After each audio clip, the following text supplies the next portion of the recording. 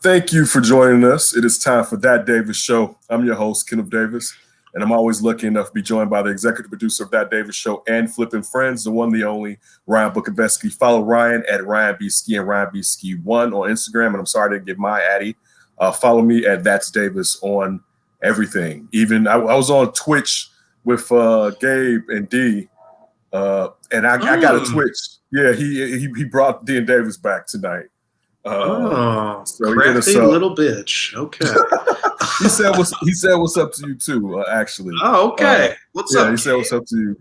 But we were only to talk a little bit about Kobe, which we're going to talk about Kobe. But I want to talk about Kobe at the end of the show because I think that's how we should sign off, talking about something Kobe, his daughter and those other 7 people that passed the 26th of last year, kind of started the year off in that terrible direction that the year took. If you know, D, my former co-host, he lost his grandmother and a cousin to COVID, and I lost my brother to complications from cancer. And who knows? My grandma passed away. I don't think it was COVID related, but who knows? It was still early enough. And that's just us 3. It was so many. Some of my closest friends, I know. One of my boys lost his grandmother and his grandfather. They weren't, from his father's side and his mother's side. I've just had a lot of people. Look at Cat, Carl Anthony Towns. Yeah. My God. Right. So his family ravaged by it. It's been a hard year to say the least. But you know what? We'll get into that at the end of the show. Let's start off and get this popping with off top. Take it to the top. Top. The tippy. All right. My first off top is something that I was talking, I think it was with Russell Squares on Sean and Maya last week. And I asked him this question, and we've talked about it on this show plenty of times. And the question is if Wendell Carter keeps getting injured, is he injury prone? Is he injury prone? And when do we start to be like, I don't know about this? And he's out 4 weeks now with, I believe, a right quad contusion. Listen, I get that why he's a media darling here in Chicago. Seems like an outstanding young man, straight-laced and everything, and wants to be one of the leaders on the team and right the ship. So I understand that. But it's the amount of production that he's given the Bulls that kind of makes me reticent. I just don't feel like he's given it enough production to get the amount of love that he gets out of the media. The media kind of, in a way, to me, has always given him a pass. And I wouldn't even care if his numbers, if he was averaging the low double-double, so I'm saying like 11 and 10, I wouldn't care, and it wouldn't be a problem then. And you would still want something more out of this guy who, you were saying was going to be one of the key cogs of your team. But it's the fact that he's not available. And if you're not available, that's the biggest issue in anything, even outside of sports. If you're not available and you can't play and you can't go, then what use do you have for the most part? And that's with the greatest athletes. Whether they always say, if you can't get out there on the field, you really can't be telling us what to do in the huddle. You know what I'm saying? We kind of move on and move past you. So that's my issue when it comes to Wendell Carter. I hope that Wendell Carter gets to the point where he's healthy. I mean, we've seen this, for instance, we saw this, and this is a different sport. We saw this Matthew Stafford for years, outside of these last couple of years, not this season, the season before, the season after that with the back. Matthew Stafford, at the beginning of his career in the NFL with the Detroit Lions, was injury prone. Coming from Georgia, The question was, can he stay healthy? And he had years where he was a rock. So we have seen it. You know what I'm saying? We've seen it with different players, Big Z from Cleveland, who had bad feet, Zoronis Ilgauskas, had bad feet and ended up having a long career when it looked like he wasn't going to have good. Sam Bowie, coming out of Kentucky, being drafted by the Portland Trail Blazers. How about Andrew Bynum, who was basically put together by padding, but still was one of the top centers for a little stretch there. So you can at a point in your career be prone to injury, but to come back and sustain being uninjured. Look at Derrick Rose. For the last 3 seasons. So I'm not wishing this on him. It's just one of those things where I'm always thinking about the pass that I believe he gets, and somewhat deservingly so. But I mean, it really comes down to what you're doing on the court, regardless if we like you or not, because we think you're a good young man. So that's my off top when it comes to young Wendell Carter Jr. I wish you a fantastic career. I hope your health improves. I hope they get to the root of why it seems that you're getting injured. With under a new management, you would think that the training staff has changed, because the Bulls have had a myriad of problems with keeping players healthy for decades, to say the least. We always point to the Luol Deng situation with the spinal tap that went wrong. You know what I'm saying? Especially this Bulls team the last 3 or 4 years. Oh my gosh, they can't stay healthy. Yeah, the excuse has always been they're never on the court together. Well, right. They're never on the court together. What are you doing to get them on? Are you? This is a George McCaskey thing. Are you self-reflecting?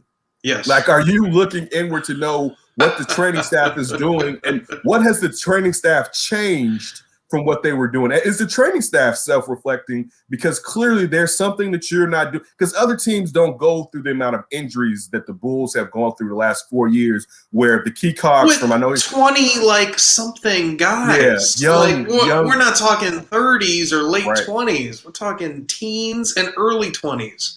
From Laurie to Zach. Zach has probably been the healthiest out of all of them, but Laurie, Zach, he's not here. Chris Dunn, Wendell Carter, you know what I'm saying? Like, these players for the last 3 years, well, don't take this year out of it. The 3 years prior didn't get to play with each other. Now, I know Wendell is only in his third year, but you still get the gift of what I'm saying, though, is the fact that there's something to do with the training staff, too, when you keep running into the injury bug. You're doing something internally that's not benefiting these players and keeping them healthy. All right. And you nailed it. Best ability in sports, availability. That's the old saying. Listen, it's number one. Availability, even to this. Like, hey, I can't do this show without my partner in crime. You know what I'm saying? Like, if you're not available, it's like, yeah, whatever, then it's not going to pop. So, with anything, your job, listen, you're not going to keep that job. You keep not showing up. Be like, man, I'm sick again, boss. Or if you need a coworker or supervisor and they're just never there for you, then how are you going to succeed? Right. And then how do I tell somebody above them without letting them know, so then they fire me? Whatever. You get what I'm saying. But listen, my last off top. Oh, you're a black man? You're fired. No! My last off top. Today marks the 35th anniversary of the last and only Super Bowl that the Chicago Bears made it to and won. It was a blessed thing. I was just 35? 35 years. I was a wee lad at the time of the Super Bowl. I remember my older brother, he could draw. He still can draw. I don't know if you've seen like a couple of the paintings, a couple times you came to my house. He has this Professor Hope that's like dope. It's like in the dining room. Yeah. You love Professor Hulk. Yeah, he's my favorite Hulk, actually. But here's the thing. My brother drew this picture, right? And this is when you got to remember back then the Patriots were using the red jacket, the red jacket guy, which is still kind of dope. They should kind of bring that dude back out. The red, I forget what it was called. So Musketeer. Let's go with Musketeer. Works for me, right? No, I guess it's revolutionary. Red coat. The red coat. Well, it can't be red coat, right? No, because the British are the red coat. Right? Yeah. All right. So this is the point. You traitorous bastard! Exactly. He's in the treacherous time, treasonous times right now, to say the least. Benedict and Arnold. But he had two of those dudes, those army guys, just looking just like the insignia. They're like in the stadium, and it's like they're in Soldier Field, right? And they're scrambling, and they have like the guns with the what's the knife at the end of the gun? Oh, bayonet. Yeah, the bayonet. They have the bayonet, and he has a huge bear climbing over into the stadium. It was dope. That's as a kid, and it's not. And the thing about it, he didn't see this. He just made this up out of his head. Like a lot of times, he didn't trace, he didn't cheat. He would look at a picture. We collected comic books growing up, and he would sit there and he wouldn't trace it. He would draw his version. It'd be close to that version, but his version of that picture or whatever. He didn't do anything with. I can't draw for shit. All right, like I'm terrible. You need a straight line. You call somebody else. Right. But he definitely has the talent to draw. But I remember getting off the bus one time on 79th Street, and there was this place called Oasis on 79th between Merle and Clyde. It was one part where they had was like a little restaurant that had video games in it. So it was like the after school hangout spot. It was like the first after school hangout spot with video games on 79th Street. Then we had Noah's a few years later. But next to Oasis, and I believe they were owned by both, was like a little boutique or store that sold like different stuff. You know what I'm saying? And they had the Super Bowl shuffle in there. I remember telling my mother, I remember like, man, I want that. And my mother, she bought the Super Bowl shuffle, and we was at the crib. We got the bed, shuffling down, doing it for you. We're so good. But listen, they call me sweetness, and I like the bed. Running the ball is like making romance. Listen, right? And the funny thing is, teams tried to do that. It was never as good. No. It was. I think the Washington football team did it. Maybe the Raiders did it, and I forget. Perhaps I feel like the Bears almost invented swag with that '85 team. It was listen. It was different. I mean, they think about the Super Bowl shuffle came out before the Super Bowl. All right, like they were just like, we're winning. Let's do this. It's a wrap. But yeah, it's been 35 years since they won. I should have said won the Super Bowl because they did make the Super Bowl again in 2006. I forgot to say that, but they lost, so it doesn't count. Yeah. We're from Chicago. We only take victories here.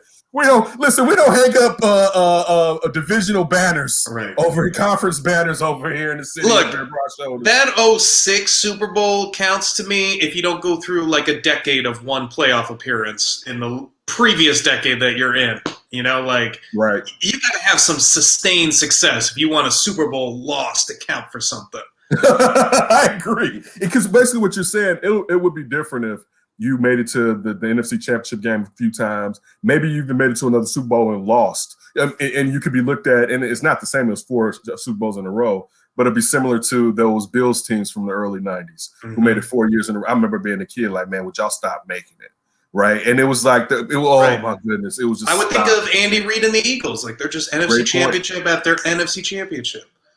Right. Did they go to 4 or 5? They went to 4 straight, I believe, and lost all of them except one. Because I think, didn't Aaron Rodgers just tie Donovan Knapp's record? I think it's like making it sounds about right. It's either making it to 4 or 5 championship games and only winning 1 out of those. That was the year where Donovan made it to the Super Bowl and lost to Tom Brady and the Patriots when T.O. had the broken bone in his leg that we know that Donovan was earling and doing whatever from partying late. Anyway.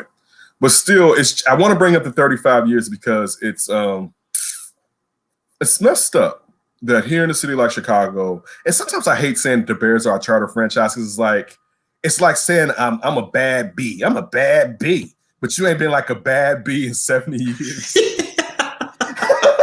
I'm a bad bee, right? It's like Betty White, like showing her photos, just like, look at this bad bitch.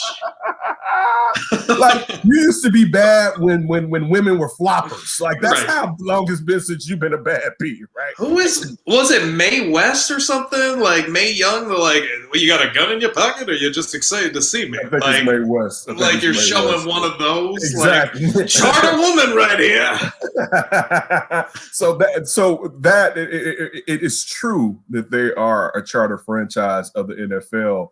But like they haven't done anything to stand out and to really stand on top of that with broad shoulders and say, here I am, and look at us from back then till today. So sometimes saying it is kind of just like, whatever. That doesn't really count. That's like somebody saying that they're your daddy that didn't raise you.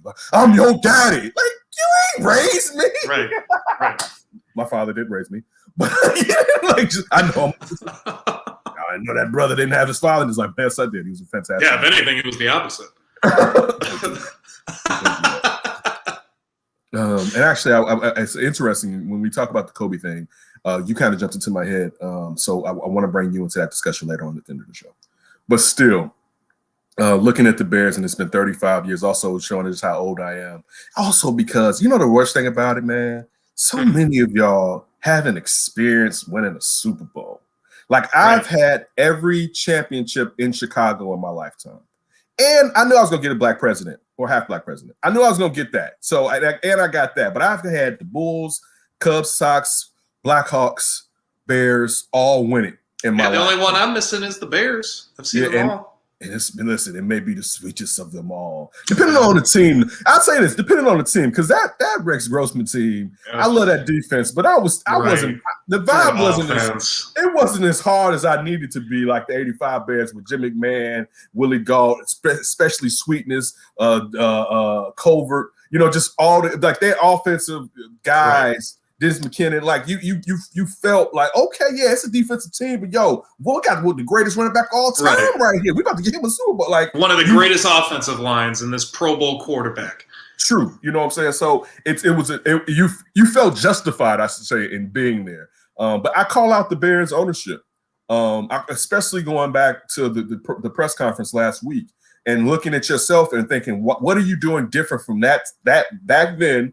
And of course, George McCaskey wasn't running the team. That was 35 years ago. George McCaskey was probably 30, if that. It's probably around 30 around that time, because he seems about 65 or someplace like that. It seems like 65, 70, something like that. Yeah, so he's probably around 30 or whatever. His brother Michael, I think Michael McCaskey was in charge at that point.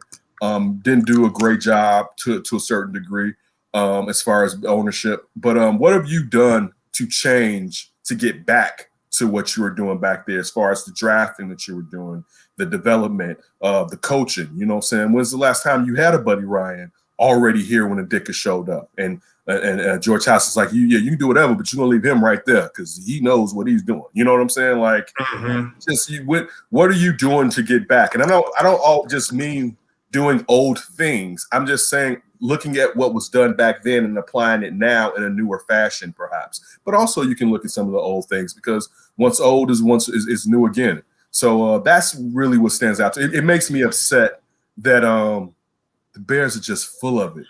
You know what I'm saying? Like, and I don't think George McCaskey's a bad person. Like compared to, and I hate to say this because you hate to talk about someone's family member, let alone someone's past. Compared to like Michael McCaskey had a bit of smugness to him, to say the least. Look at George compared to like most NFL owners right now. Like, you would love this man if he was able to bring you success. Yeah, and that's what JJ said on the show when he was on here, that he's more of a regular cat. And I can get that vibe from him. I haven't met him personally, but we all know hearing about him walking through the tailgatings, talking to the fans and stuff like that. So I wish well on George McCaskey. Let me say that. I wish well, but you got to change something up. You know what I'm saying? Because the point that you just made, the fact that the Bears aren't the Steelers is a problem, to be honest with you. The Bears can at least be the Steelers of the NFC. They should at least be that. You don't have to be the Patriots, because that's an outlier, right? But you should be in a Super Bowl almost every decade at least. You know what I'm saying? They should be like a shade below Green Bay, if anything. Right. True. Like, that's not asking a lot. And one, because those dollars are basically banked now outside of, due to this pandemic, they're not. But that money is already in the bank when it comes to fans in the seats and beers being sold, and the television contract is already there. But something has to change, man, because Chicago deserves better, especially when it comes to football. Like, this is a football city. When it comes to football, we deserve dominance, and we have to ask for dominance. So that's when I saw that in the Tribune today, that it's been 35 years, I want to finish off my off top with. I agree with that completely. I mean, like you said, 35 years, things haven't been going so well. One Super Bowl and one other Super Bowl appearance.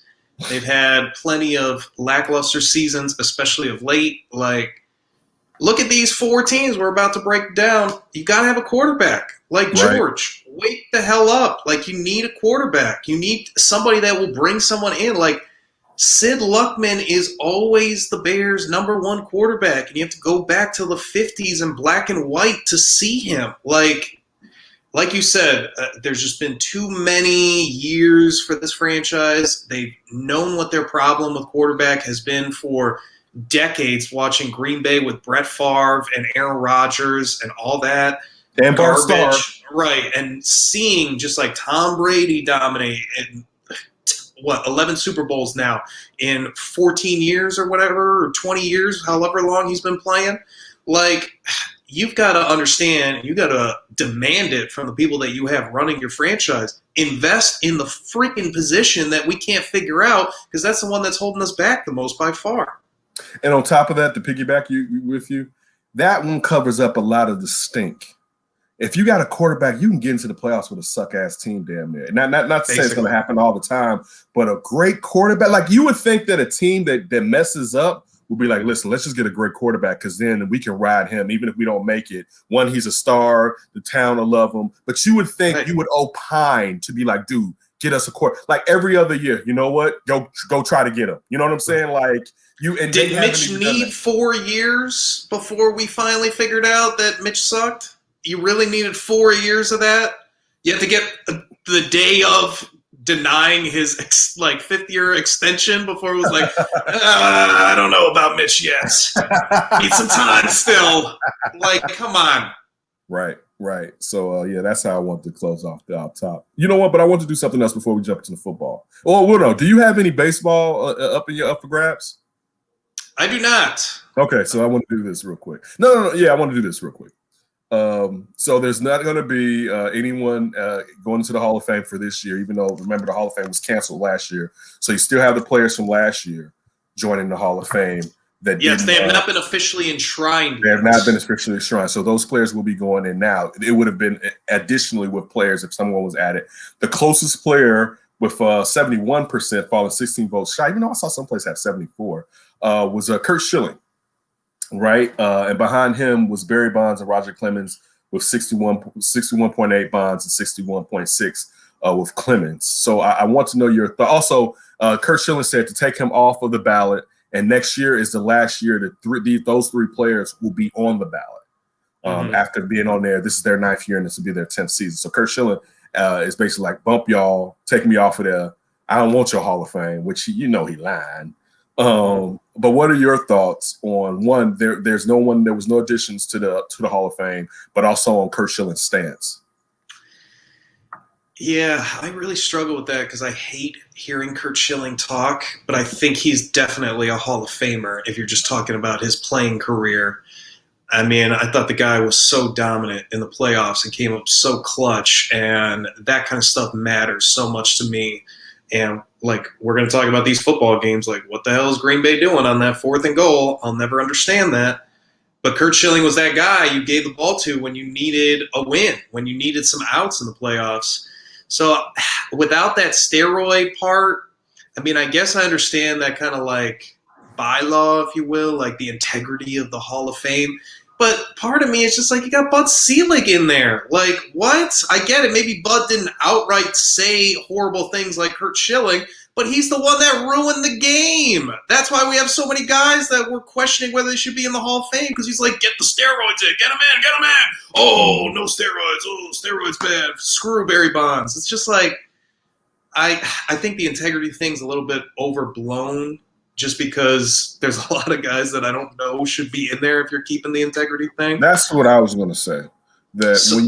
Go ahead. I'm sorry. Go ahead. Just with Curt Schilling, I would have him in there. And with the other guys, I'm fine with leaving them off because we know they got that veterans committee and you can just bring them all in. And if you want to set a precedent hey, cheaters got to wait all this time before they can come in, I'm fine with that. But I think all of them will ultimately get in eventually.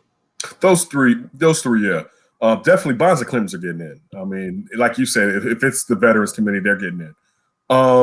I'll say this. I saw an article with Paul Sullivan from the Tribune, and it's talking about just from some of the stuff, transphobic, trolling, racist. Right. I mean, just stuff, baseless stuff, just crap coming out of his mouth. But you made a point. Now, Ty Cobb may have not been a murderer. We know that was one of the sayings back in the days, but we know Ty Cobb was a racist. He was arguably the biggest piece of shit in that hall. Right. And there are more Ty Cobbs. So, and now I guess this is the question. Now that we know and we look at those people like Ty Cobb perhaps in a different light, is that the standard now? Which it probably should be, especially being a person of color. I think we should go by the standard of today. Let's make America great again. Back in the Hall of Fame. Right? But still, the clutchness of Curt Schilling, the dominance when it counted. Man, dude, I have to say, I will probably have him in my hall. He just can't say nothing. I'd be like, you can't even give a speech. Right? Just in case. Let me see that speech. Let me see that. No. We've assigned someone to you. Don't worry. We got it covered. I would and have that mic ready to get pulled. Right. Pull it! You see the string on top of it. Right. A literal yank. Yank that thing. But I would probably put him in my hall. You know what I'm saying? And that's just because of what he did on the field, you know. But I can say, in saying that, and while sometimes when you're talking and you're developing the question, this question actually changes, or perhaps the answer, I should say, changes.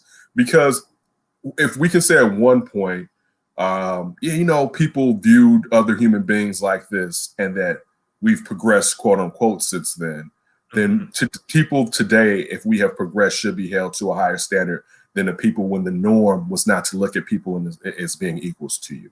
So I could say that I could be wrong in saying that Curt Schilling should be in, not Kurt Franklin, because Kurt Franklin is in my Hall of Fame. GP, are you with me? But maybe I'm wrong by putting Curt Schilling in my Hall of Fame because I'm not holding him to the standard of today. I agree with that, and I definitely have been debating that. But like I said, I don't necessarily I have a problem with Ty Cobb. I don't have as much of a problem, but I got a big problem with a guy like Bud Selig going in a few years ago. Like a guy that completely had no integrity as commissioner of baseball. And it's not the same stuff. It's not the same thing. Like, I think what Curt Schilling is doing is much more harmful to society than obviously what Bud Selig did. But I think it's a slippery slope when you get into this integrity game. And that's the only part I don't like about it. But I also don't want to hear a speech from him. You definitely brought up a great point with that. The last thing I wanted to hear is Curt Schilling behind a microphone. Yeah, I mean, and listen, slippery slope can be applied to what social media companies have been doing to the former president. Listen, I just got to say this. They popped the My Pillow guy this week. Mike Lindell. Listen, who the hell wanted to see what he had to say on Twitter anyway? I remember just being in North Dakota. We had all these My Pillow commercials from Mike Lindell. That's the only reason why I know. Really? Yeah, because he's from Minnesota. That's where he started My Pillow. If you turn to Fox, you're gonna see them joints all the time on Fox News. I don't. All right, he basically keeps that network on the air with My Pillow. I think Tucker Carlson has like all My Pillow commercials and like one other commercial, but the rest is just My Pillow commercials. But yeah, and you brought this up. That censorship can be a slippery slope. You know what I'm saying? Because when does it flip to the other side? You know what I'm saying? And it's the speech of the people that you like what they're saying that's different from what they're saying on the opposite saying. You know what I'm saying? So yeah, I agree with you. Morally, sometimes when you say you have to be like this, you're putting yourself in a situation that when it's reversed on you, how would you feel? But I'll say this too: some of these MFers have crossed the damn line. And that's and the line. He's one of them. And the line, when you see that, and I'm sorry, I'm gonna take it to a side note, that people are getting censored for stating facts and being brave Americans. All right, like Dick Cheney's daughter, like the fact that she got censored for being like the president should get impeached for sending a mob to bang up the Capitol building is ridiculous. Like, and the fact that we're still believing fabrications and not acting like adults is ridiculous. And the fact that elected officials are so afraid of losing their damn jobs. Most of you people who are going to make money, regardless of being in that situation or not, so afraid of losing your job that you're like, you know what? Don't be mad about the lie. Just don't be mad that they did some shit they was never supposed to do. Oh, y'all want to start this shit up? No, you were supposed to stop the shit from happening in the first place by telling these MFers, man, you know they is lying their ass off. Listen, Dominion, you bring Giuliani down and you make sure that fool has to sit there and say, man, I was lying. All right, I was lying so hard, man. Did you see that coming down the side of my face? Pure lies and deceit. But I didn't mean to go into a flip topic. But it happens sometimes. It's that damn Curt Schilling. We can blame him again. Right. Kurt would do it. I'm just looking up to my idol, Curt Schilling. That's what happened. If we were in the flip, though. That would have happened. That was Curt Schilling's Hall of Fame speech, but he would have been saying that to liberals about liberals or whatever, right? So just you damn non-MAGAs. You socialist bastards. Liberal tears. But all right. So listen, last week was Championship Sunday, right? And first game, it looked like it was going to be like, I don't believe that was week 7 or week 6 or 7. I can't remember. When Green Bay versus Tampa Bay, and Tampa jumped on Aaron Rodgers' neck. Aaron Rodgers was out there like he wet the bed, like, It got That was like his only bad game of the year, basically. Oh no, it's definitely. I mean, it's bad. And the first game Sunday, the NFC Championship game, it looked the same way briefly. Like, how the hell was that the early game? By the way, I thought that too, because they were East Coast, they were Midwest and Eastern teams. Was it also because Fox is not the host and CBS wanted the late spot or something? I was wondering that. You had Kansas City going against Buffalo, but you were doing it for Kansas City because that's the draw. And Kansas City was going to draw in more West Coast viewers probably than, and I know it's Aaron Rodgers against Tom Brady, but still it's in their time zone too. So I think that's probably what the reason why that you had that. That's the reason. That's what I told myself. I'm with you. I thought it should have been a late game, me personally. But you know, when you out there tailgate, you want to get those Kansas City people time to lather up at Arrowhead. You want to get lathered. But listen. Game, listen, first half, Tom Brady did his dizzle. That TD throw to Miller at the end of the half from Barrington was about to be a backbreaker, to say the least. And then Tom Brady proceeded to throw 3 interceptions and get a game back to Green Bay, who, and I'll say this much, and I mean the game's been discussed now. The fact that Aaron Rodgers on that third didn't run it into the end zone, and maybe he wouldn't have made it, but he would have gotten them so close to the end zone. Because the first time that he broke, because this was the second time, there was a defender there. I saw why. I believe he threw the ball at that time. The second time, he had space, and I felt like he felt like an old man, like, man, I don't know. And it was like, no, A-Rod, you got to do this right now. You got to get back to your old ways. That was on him, all right, because that was an opportunity. Also, the fact that he went to Devontae Adams 3 times, and on the third time, Lazard was open on a slant at the front of the end zone. That was on him. He did not. It was trying to prove a point by trying to get to Devontae Adams. This game was too vital for you to do that. You need to get it to the open man. So that was on Aaron Rodgers too. But not giving the ball to Aaron Rodgers, well, 2 things. Not sitting there and going for that 2-point conversion instead of just kicking that field goal made no sense at that point. Because you're in a situation where this defense is playing you so well, Tampa Bay's defense. And when you compact the field in a 2-point conversion where basically you're within 7 yards of the end zone, there's not enough space to get your man open all the time. Like I'm sure the percentages of success dwindle dramatically. You know what I'm saying? So all you needed to do was kick the field goal at that point. You know what I'm saying? Like, that's what you needed to do. Because the last thing you wanted to do was be in a situation, which they were, where they had to get 8 points to tie the game. You know how impossible it is to be like, all right, we may be able to score a touchdown. But then you're like, oh, yeah, and you have to get the 2? Dude, in the back of your mind, you're like, man, listen, I know we got Aaron Rodgers, but this is a hard game today, and I don't know about that. So that's on Matt LaFleur. And then lastly, you kicking the field goal and not going for it with Aaron Rodgers. Like, Matt LaFleur showed his age in this game. And I think that was one of the big problems. And I'm not dissing him because it takes time to grow. No, it takes time. He hasn't been in this situation before.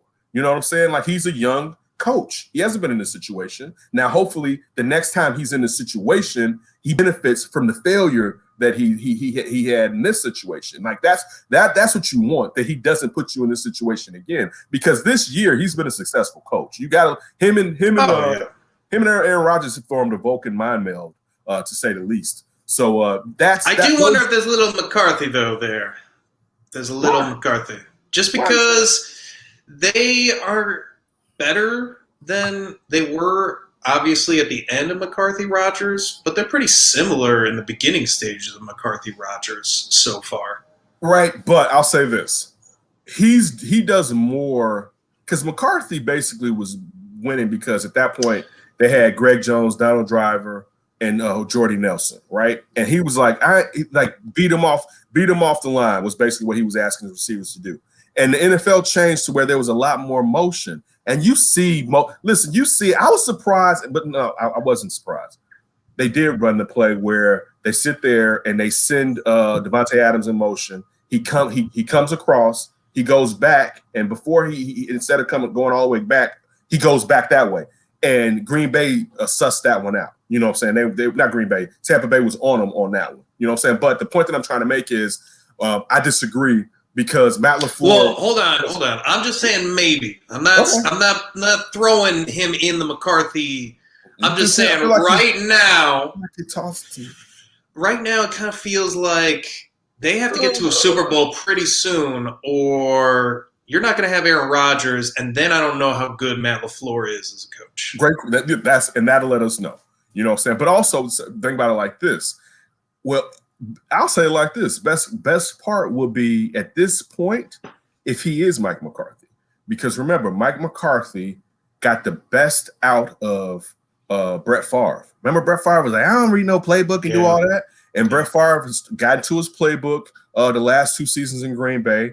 And then when we was like, okay, we saw Aaron Rodgers in preseason, but then when he started, it was like, damn. So if Matt LaFleur can transition off of Aaron Rodgers due to age and he wants out, or they decide to go to Jordan Love, and Jordan Love, it starts off with the career that Aaron Rodgers had, listen, that's somewhat of a success. Oh, yeah. You know, that's somewhat of, but I still get your point. But, we just have to find out. You know what I'm saying? We just have to find out. But those were the things that stood out to me. You had the Tom Brady stands who was like, man, see, that game proved it. I mean, of course, it should be proven that when it comes to accolades and winning, he's the greatest quarterback of all time.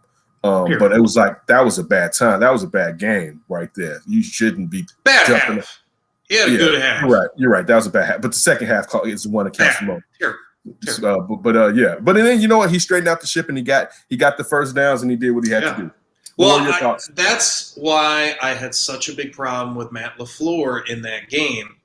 I actually didn't mind the 2-point conversion just because it's kind of the same thinking. If you don't get it and you go for 4, a field goal doesn't help you. You still have to go for a touchdown. So I understood going for 2 because you wanted to get it to a 3-point game. And then obviously it didn't work out. And then it's an 8-point game, right? So I don't get where the disconnect happened, where all of a sudden you were super aggressive. You didn't want to fall below a touchdown. But now you're going for a field goal on 4th and goal when it really doesn't help you because you need another touchdown. And I was shocked. I was like, I had some friends over. We were just watching. And I was just like, man, I guess you got to go for it on 4th and goal. Like, this is MVP. Full of that Rona. Oh, yeah. Well, that's Arizona, baby. Were y'all masked up? Hell no. This is Arizona. We don't wear masks down here. All right. You got all the new strains out there. You're going to grow a tail. But, yeah, please continue. But I just thought, like, MVP, freaking Aaron Rodgers, and you're going to go with this defense. Like, yeah, they've been getting some interceptions, but I didn't feel like they were playing particularly well. I mean, they weren't bad. I don't want to make it sound like, oh, they only were carried by Aaron Rodgers. No, they held their own in a sense, but it wasn't like I was much more impressed with the Bucs defense and how they played the Packers. And you brought up those 3 turnovers. They only got 6 points off those 3 turnovers with 2 3-and-outs, I think. Like, that's crazy. Like, whoa, great job, Bucs defense. Like, Tom Brady was moving that ball, and then he just threw some errant passes, and they became interceptions. That's a little bit different than let's hold you to a 3-and-out when Aaron Rodgers is the king of slaying you after a turnover. So the other problem I had with Matt LaFleur is it doesn't sound like he really communicated with Aaron Rodgers on what they were doing with that 4th and goal, whether it was going to be kicked or not. And you got to let Aaron Rodgers know. Like, he has to know, especially if you say he's calling the play on 3rd and goal, but then he has no idea what we're doing on 4th and goal. Like, Aaron Rodgers has to do what he has to do. He has to try to go for a touchdown because he doesn't know what's going to happen. Where I agree with you, he should have ran, but this is why I think it would have been easier for Aaron Rodgers to run if he knows it's 2-down territory. Run, slide, get down to the 3-yard line, and then it's like, oh my gosh, you have so many options with the run, with a big personnel package and doing some kind of play action rollout. You can still spread everybody out like you've been doing on the previous downs around the 7 or 8 yard line. And if it doesn't work, you pin Tampa deep inside the 10-yard line versus just doing a punt and then, you get the 3-and-out, or I'm sorry, the kickoff. You get the 3-and-out, you're hoping with those 4 timeouts, they're going to punt it away. You're going to be at your 20-yard line. Like, I just thought that made 0 sense whatsoever. And Matt LaFleur, I thought, really bumped in that game. He did. It's not even a question he did. He definitely did. I don't know if we have to go over the second game because Baby goat. Yeah, was that surprising? No, I mean, I'm hearing a lot of baby goats, and I'm starting to get upset. That was coined much sooner on this show than any of those. Because who was I listening to? It was Nate Burleson on the post game said baby goat. I was like, whoa, dude, Nate. I've had, and I'm not joking, I've had at least 4 to 5 words that have traveled around the world, all right, in my lifetime. And I named that man Baby Goat 2 seasons ago. All right. Yes. You named him. Seasons. Was that right after the Super Bowl or right after the loss to Tom Brady? It was one of those. It was I think it was during, I don't even think it was in the playoffs. I think it was before the playoffs, but definitely 2 years ago, I named Patrick Mahomes Baby Goat. All right. Like, just like I said, when I forced Afton, I was like, who's that? She's like, Patrick Mahomes. And I was like, what do I call him? She's like, baby. Like, I named him Baby Goat. And I think you're right. I think I actually saw someone else do that. Oh, yeah. I'm seeing a lot of baby goats. Listen, I wanted to finish Lord to take off, but my man didn't do what he had to do. All right. Lord didn't do what he needed. I thought the finished Lord was going to be able to do That's your problem. You got to go with the black, not the fin. So I've had something that felt like Track Mitch. You know what I'm saying? Like I had something that it didn't take off, but Baby Goat, yeah, that one. And the funny thing is I've been in my head, like, well, so how old does he got to be before I snatch that baby off there, right? Like, you know, like what happened? I mean, 2 rings, you got to kind of throw that baby off, right? He's going to be Baby Goat at least until his 5th to 6th season in the league. Okay, so it's an age thing? Because, like, he'll have more rings than Breeze and Rodgers if he wins this. I got more rings than Breeze. I want this Aaron Rodgers, so I love him. But I do. They both got one more than Mitch. I don't care. I know it's funny to talk to people in Chicago, and I get it. But yeah, I love me some Aaron Rodgers. I'm not a Green Bay fan, like one of those weird people that moved to Wisconsin to become Green Bay fans. But I do. I like Aaron Rodgers. I just love it better when he loses in the playoffs. I want him to win, but I'll take. You know what? I will take Brady. I will take Brady versus Mahomes. This is a question. I was doing a show, Man of Mondays. I was on there with Sean Davis, producer down at ESPN. Also, you can find him under the hood. His buddy and also another minister in Mikhail Harris and Tony. We were on there talking religion yesterday. And Mikhail asked a question, and he said he wants to see it on one of our platforms. And I'll propose this question to you, Ryan. He said that, can Patrick Mahomes be the GOAT if Tom Brady beats him in the Super Bowl? I would say yes, because GOAT is partially perception. There is always going to be changing of the GOATs, especially in the social media and crazy fan world. Like, there used to be a lot more respect with our legends back in the day with athletes. And nowadays, like, I hear it with some of these kids I talk to at work and stuff like that. Like, man, like, you just want to be in the presence of the GOAT. And if you didn't really catch much of Tom Brady's career, like, why would you care that much of Tom Brady? But if you're going to see a lot of Patrick Mahomes, you just want to feel like you're a part of something. And he'll have enough credentials to be in the argument, or at least probably the second most credentials in the argument. So in that sense, I think he can catch him. But ultimately, I don't know, some of those stats with Tom winning, especially in the postseason, like, that stuff blows me away. And it blows me away how so many people want to almost just gloss over that stuff and just be like, oh, well, he had Bill Belichick. Oh, well, he had the Patriot. I mean, like, he has accomplished a ton. Seeing him do what he did in this playoffs would just win, baby. All I do is win. And if he finds a way to beat Mahomes, I think that would be maybe arguably his best Super Bowl as a player. So maybe that boosts him much higher. But I ultimately think he's going to hang up the cleats in a couple years, and we're going to see, probably another 20 years of Mahomes, something like that.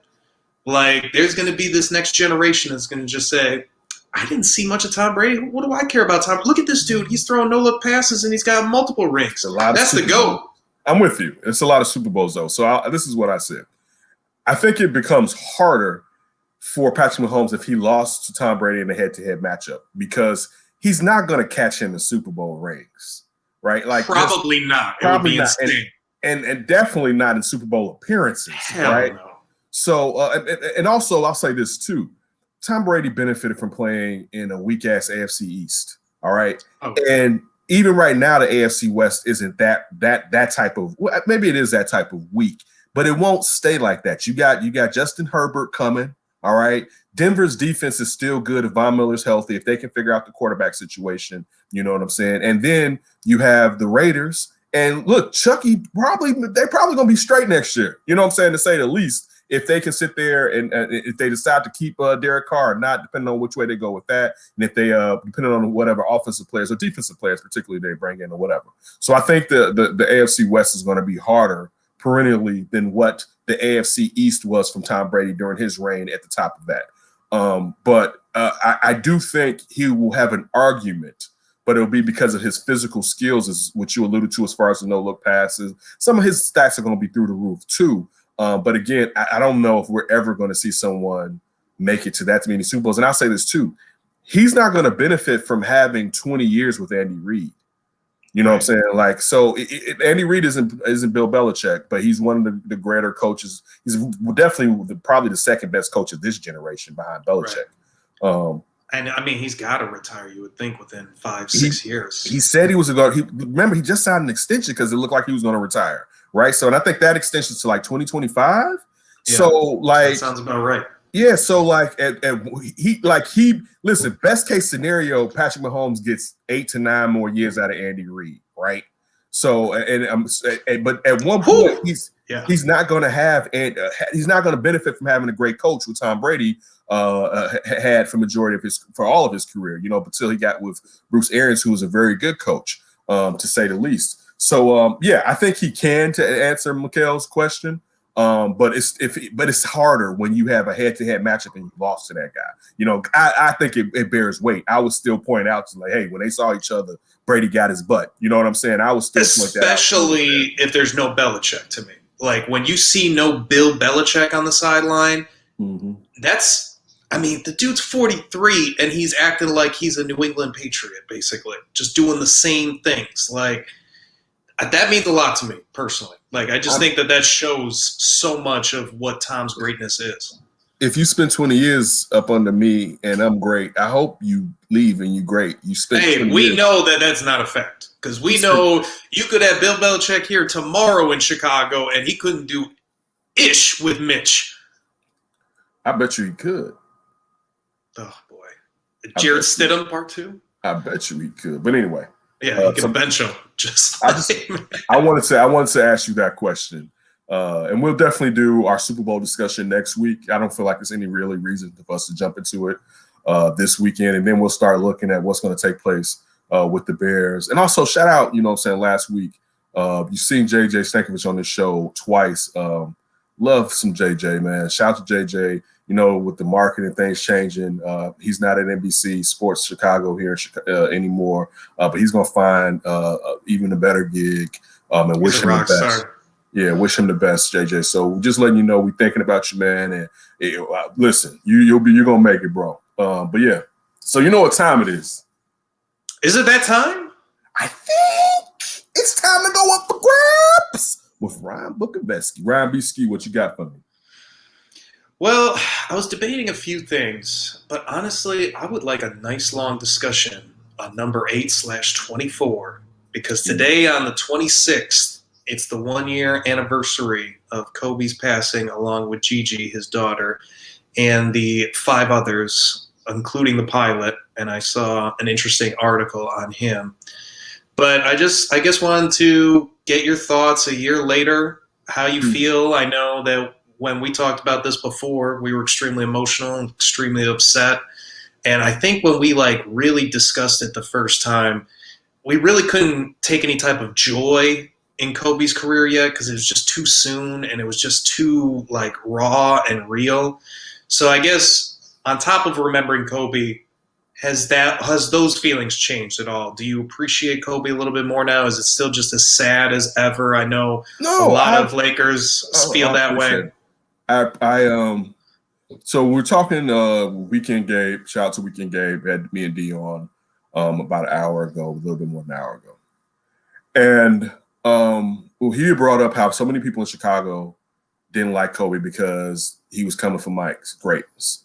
And I told him that by year 3 or 4 of Kobe's career, I said, get that. I'm about to enjoy this because this is the closest thing I'm going to see to Mike, right? Like, and I swear, like I said that, I'm like, why am I going to not take advantage of seeing something very close to my favorite athlete, right? And the thing about it was that physically, there have been players that are physically gifted, that are more physically gifted than Kobe Bryant, is how I should put that. LeBron James? Yeah, LeBron. Listen, his early contemporaries in Vince Carter and Tracy McGrady were more talented than him. Tracy McGrady, when he got to Orlando, was a better shooter than Kobe. Guess what Kobe kept doing? Shoot. Listen, Vince Carter was more clutch. People forget, like that second and third year of Vince Carter, dog, he was closing games out with like swish, not just he was closing. He had it may not have been like Brandon Roy. I'm trying to think. I love to think about guys who or like that. Or Melo in Denver. Melo in Denver was clutch. Yes, he was. Melo in Denver was. Now he wasn't that, but Vince Carter, he was a tick below that. I like that Brandon Roy. Stay there. Brandon Roy was clutch. Yes, man. He was. But still, the thing that also I think made us enjoy Kobe, even with having a love for Mike, was that his dogged mentality. That's how he beat them. He outworked them. You know what I'm saying? Like, and he wanted to put his foot on them. So that also, even though we didn't want him to surpass Mike, it led to have an affinity for him because he was so much like Mike, and not just because he stole how Mike, or imitated how Mike walked and how he played, but the moral fiber of Mike, of the sports wise fibers, I should say. You know what I'm saying? Like that's the competitive fibers of Mike, the professionalism of I'm gonna bust my ass to be as best as I could. That also was a part of Kobe. Today, I find myself being like, what would Kobe do as far as like just trying to do this show better? Like, I gotta get on my Mamba mentality. I was thinking like, me and Ryan need to have a meeting, right? Like, we need a meeting. We gotta get on some Mamba mentality. Yeah. So then we went into discussion of like the 81-point game, and I brought up this. I said, I think that was either a Super Bowl or a championship game. And Gabe looked it up while we were talking. He was like, you're right. It was a championship Sunday. Because I remember thinking nobody was watching Kobe in Toronto because we're all watching football. Wow, I didn't know that was championship Sunday. That was championship Sunday, right? It was the 22nd of January, I believe. So we were sitting there. So because I definitely remember like, damn, I was like, Kobe was like, yeah, y'all watching that football. I'm about to show your ass. And then thinking about. Is that the greatest game, by the way? No, would you give Wilt's 100? Kobe got to shoot threes. I agree. I would put the Kobe game ahead. Not even just that, got to shoot threes. The league had checked. Because, I mean, you could shoot threes since, what, the late 70s or early 80s? I think it's the late 70s. Maybe 70s, late 80s. Yes, it wasn't late 80s. It was early 80s. Early 80s? Yeah. If it wasn't late 70s, it was early 80s. But I think it was late 70s where the three-point line came into the NBA. All right. But also there's a difference from how it's been used. So like growing up in the 80s and 90s, you know, if you took 6 threes, that was like, damn, you are out here gunning. Right. Now Richie Miller, okay. Yeah. Now you put up 13 on a whim. You know what I'm saying? Like that's a light night, basically. So the usage of the three also changes. So no, because I could even Wilt doing it. David Robinson put up like 71, beating Shaq on the last day of for a scoring title when his team just fed him the ball or whatever. When Wilt, and again, Wilt was a physical specimen, but he's going to the rim with people hanging on him. Right. And like scoring twos, right? The next highest guy is 5'11" to the 7-footer. So, but I'll say this too, because that was the question of some of your fondest memories, and I brought the time when he pulled his shirt and he was like, showing his heart, a couple of different moves, but the Matt Barnes that always sticks with me. But I brought up this. I don't know who, and this also made it so sweet outside of them losing the final. I don't know who was watching Golden State win their 73rd game. Because I know my butt was in Staples Center as far as TV-wise, watching Kobe go for 60 in his last game. Yeah. And I remember thinking he was going to say Mamba out, and his ass did it. But to really get to the sentimental part of it. By the way, real quick. Go ahead, please. Stevie, huge Kobe Bryant fan. Loves Kobe. I bet. Like, I was at his apartment watching that thing. the 60-point game. Because he was like, I ain't watching that Golden State-ish. I'm watching Kobe.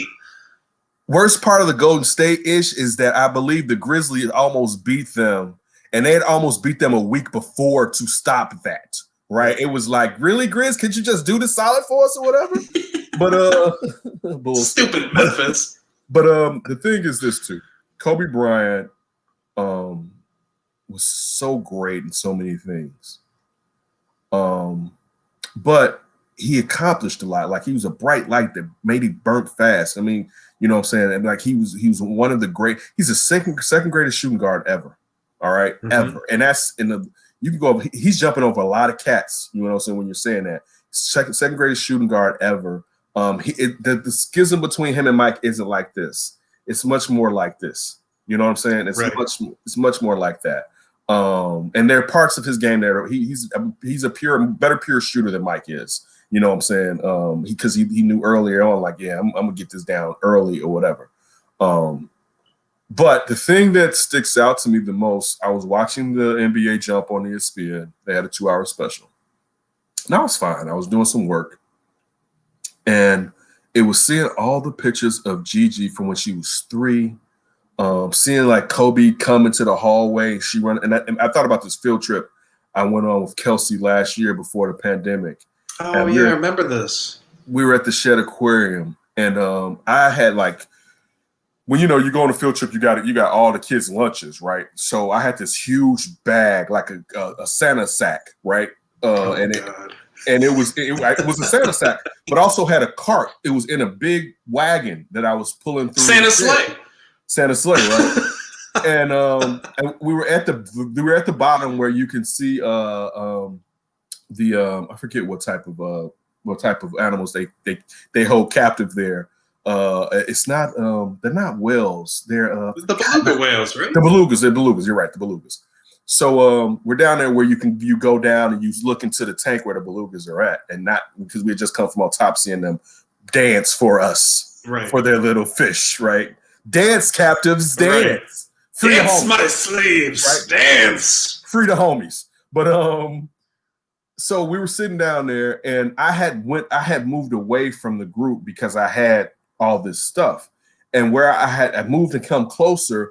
And Kelsey saw me, and I was on the other side of the room, and she did like this and zigzag through people, right? And just came up and grabbed me, right? And this other parent, she goes after her, she's going to get her, and then she sees, I think she had her hand on her, and she sees that she came to me, and she's like, "Oh, I'm sorry." I said, "No, you did the right thing. Like, you didn't know where she was going, right? Like, chase after her or whatever." It made me think about that moment and just think about, and this is one thing Dee was saying on the show with Gabe, as far as your relationship with your daughter and the differences. I mean, I love both my kids. I don't love one of my kids more than the other. But I'll say with me, I didn't grow up with any sisters. So I never had a young lady in the house with me. You know what I'm saying? So, and then me and my older brother, we used to want a younger sister growing up, but I never had one. So seeing a young female Davis is different. You know what I'm saying? Because I see Boy Davises. I'm one of them, right? Like, right. It's not too much Boy Davis. So, and I had 2 brothers. You know what I'm saying? I have one older brother. I have a younger brother who unfortunately passed last year. Rest in power, bro. So that was the thing, was like seeing Gigi, and I always talk about where I didn't know initially when they used to show 2 years ago footage of Kobe and Gigi. It seemed like in a home gym, and she was using her shoulder to create space for her jumper. I thought that was the oldest one because I didn't know Gigi had stretched out like that. You know what I'm saying? And to know how great and how it seemed like this girl, listen, she was going to be a college. She was going to make it to the WNBA. Now, people said she could have been the greatest. Perhaps she could have. Genetically, she had the genes in her, and it seems like she had the drive in her. You know what I'm saying? But I don't want to focus on her athletic prowess outside of the fact that it's relatable to her father, and it makes their connection purer because that's how he found basketball again, through her eyes and enjoying basketball, because he wasn't coming back to Staples for any of that, especially when they was losing. But that's when my eyes started to water a little bit today, thinking about that young person who who didn't get to do anything almost in this world. And then Kobe was just 41 years old. So I mean, he had 40 more years at least, if not more, of living. But still, that young girl, and then those other two young kids and those parents. But those young people, it kind of touched me today. So I can appreciate the greatness of Kobe Bryant just dominating and wanting to just rip out his opponent's heart and taking no casualties or like prisoners. Y'all. Yeah, thank you. I was trying to say taking no prisoners. Y'all all dying. All right, like everyone's getting hit today with this gun. I appreciate that, and being someone who grew up admiring Michael Jordan, and I never look at some of these guys like they're my idols or my role models. So I've never really done that with athletes for the most part. I don't believe so, but I can admire that in Kobe Bryant, and then going on to win an Oscar. You know what I'm saying, and just his dedication to the fine details and things is what I want to try to work better on in my life, and also just the hard work you have to put in. That's what I want. But Gigi is the thing that really, and I think every time this comes around for years, she's the thing that kind of breaks me. Yeah, I can understand that. I mean, I don't have kids, so I don't have that same quite connection. But obviously, you're a human parent losing a kid. I mean, a 7-year-old person not living life, just period. And especially when you have such a bright future ahead of you, and knowing that Gigi, I mean, she was going to be around one way or the other, whether it was WNBA, Connecticut, UConn star, whatever, maybe making it to the NBA, maybe doing something else, who knows, just within the game. But definitely, I think what hurts me the most still with the Kobe thing right now is what you just kind of talked about. Like, I remember just growing up, we would always watch the Oscars for some reason. Not a big movie family, but we would just always watch the Oscars. And I was watching that Oscar, and I was just so thrilled to see Kobe. And just in that moment, I thought, man, it's so rare to see an athlete just hang up the shoes or the cleats or the jersey, whatever, and just like dominate the next part of their career. And it just seemed like with that Oscar, it was like, boom, I'm here, folks, and I ain't going anywhere. And it just felt like there was so much left to his life, and seeing him coach, seeing him do all these different things, like, it inspired me, especially at around my age, being 30, now 31, about to be 32, like, just knowing that there's so much more life after your youth, and maybe you have a first part or a first chapter that you really love, but there's still a lot more chapters that you can definitely write and you can take advantage of, because there's a long life if you're able to live it. And that's the thing that kills me, which is Kobe. I think like what you just said, how I don't really look at athletes as role models, but I think Kobe could have been a role model for me based on the way he was transitioning from being an athlete to what else he was doing. That was role model-esque to me, more so than him being that great player that he was. I'll say this too, Ryan, just to make you feel better. Most people don't hit their professional prime until they're in their 40s. Like, like usually you're not a CEO at 25. Right. You know what I'm saying? So unless you're a wonder kid. Yeah, but most people aren't. So you still got some time ahead of you to strike all the success that you rightfully deserve. So don't even worry about it, man.